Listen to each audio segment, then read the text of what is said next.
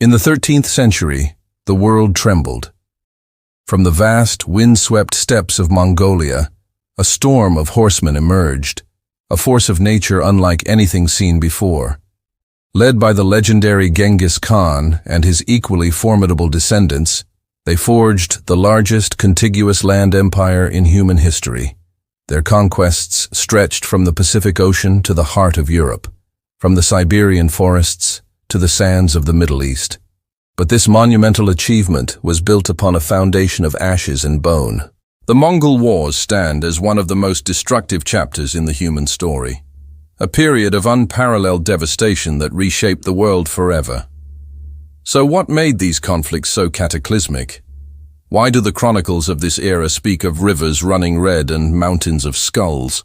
Today we ride with the Mongol hordes to uncover the brutal realities of their world-conquering campaigns. The answer isn't just about battles won or lost.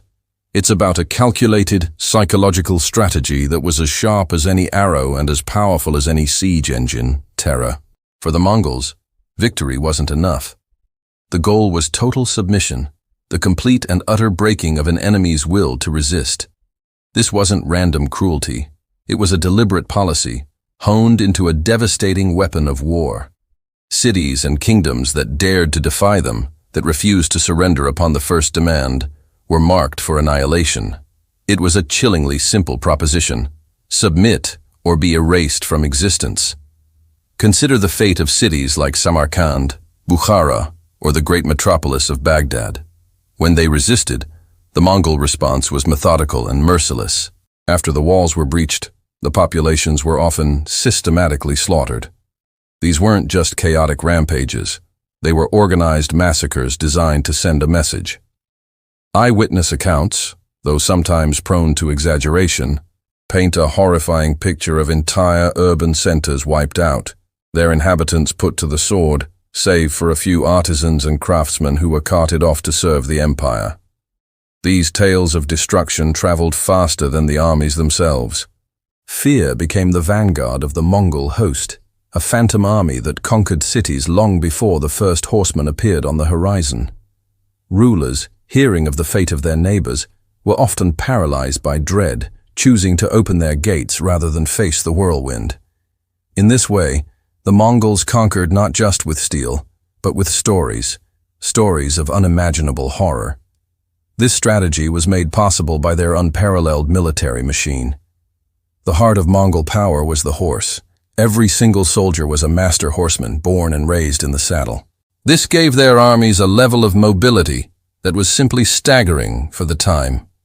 A Mongol column could cover 100 miles in a single day, an impossible feat for the infantry-heavy armies of Europe or the Middle East. They could appear as if from nowhere, strike with lightning speed, and vanish back into the plains before a conventional army could even mobilize a response. They were also self-sufficient to an astonishing degree. They had no need for cumbersome supply lines, the logistical nightmare that plagued almost every other pre-modern army. Each warrior traveled with a string of horses, providing fresh mounts and a source of sustenance. They could live off the land, but more importantly, they could live off their animals, drinking their milk and even their blood when necessary. This freed them from the constraints of geography. No mountain range was too high, no desert too vast. They could cross terrain that was considered impassable, flanking their enemies and attacking them from directions they never thought to defend. This ability to strike anywhere, at any time, made them seem like an unstoppable force of nature, a divine punishment that no earthly power could hope to contain. But what happened when this whirlwind of cavalry met the unmoving obstacle of a fortified city? The settled civilizations of China, Persia, and Kievan Rus had spent centuries building massive walls, confident in their ability to withstand any assault. They had never met an enemy like the Mongols. The Mongols were masters of adaptation. While they began as nomadic warriors with little experience in siege warfare, they quickly learned, absorbed, and perfected the techniques of the people they conquered. As their empire expanded, they forcibly recruited the best engineers, architects, and military minds from every land they subdued. Chinese engineers, masters of gunpowder and siegecraft, were put to work building colossal trebuchets that could hurl massive stones, or even diseased corpses, over city walls. Persian experts constructed sophisticated catapults and battering rams. The Mongol army became a multicultural and multinational engine of war, combining the mobility of the steppe with the most advanced siege technology of the era. They would encircle a city, cut it off from all supplies, and begin a relentless bombardment. The psychological pressure was immense. The constant crash of projectiles, the terror of fire arrows, and the knowledge that no help was coming would break the defenders' morale long before the walls themselves crumbled. And when the walls did fall, the ensuing slaughter served as the final, brutal act in the Mongols' theater of war. The devastation, however, went far beyond the immediate casualties of battle and sieges. The Mongol conquests inflicted deep, long-lasting wounds on the very fabric of civilization.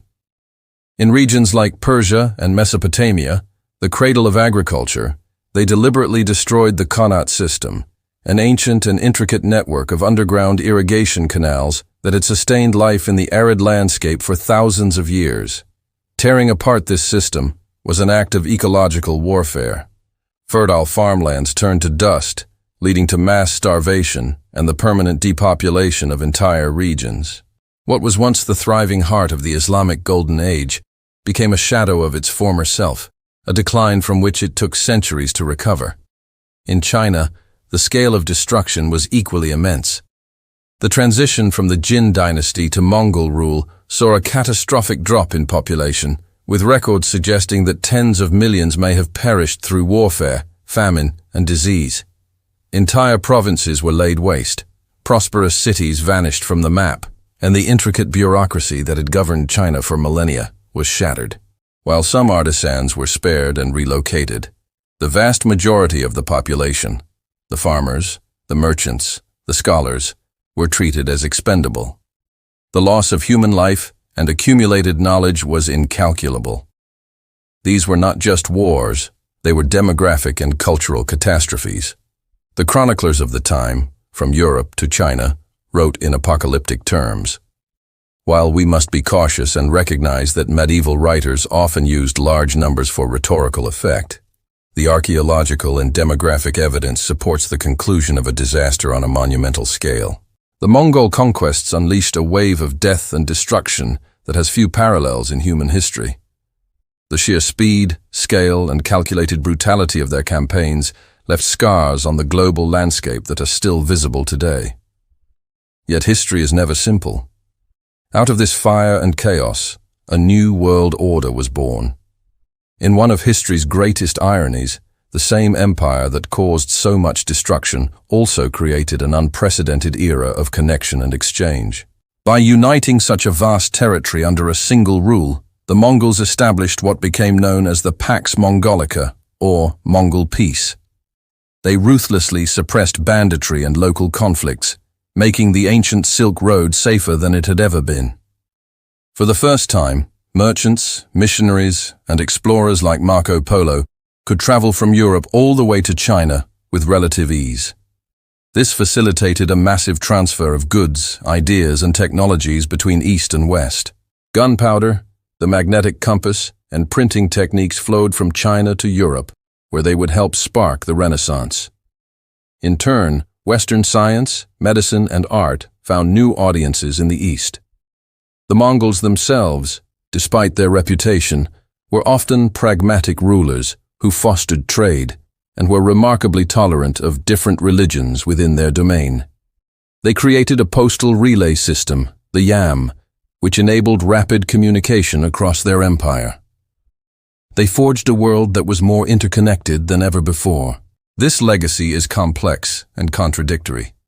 The Mongols were both destroyers and unifiers, catalysts for both regression and progress. So why were the Mongol wars so destructive? It was a perfect storm of factors. It was their revolutionary military system, based on universal cavalry and unprecedented mobility. It was their brilliant ability to adapt and absorb the technologies of their enemies, turning siegecraft into a science of annihilation.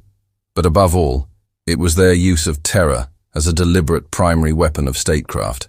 They understood that the fear of destruction could be more powerful than destruction itself. The Mongol conquests were a testament to the terrifying potential of organized, systematic violence on a global scale. They reshaped the world map, redrew cultural boundaries, and left a legacy that was as creative as it was catastrophic. A brutal, world-altering force that history will never forget. Thank you so much for joining us on this journey into the past. If you found this exploration of the Mongol Empire fascinating, please consider liking this video and subscribing to our channel for more deep dives into the stories that have shaped our world. We appreciate you watching.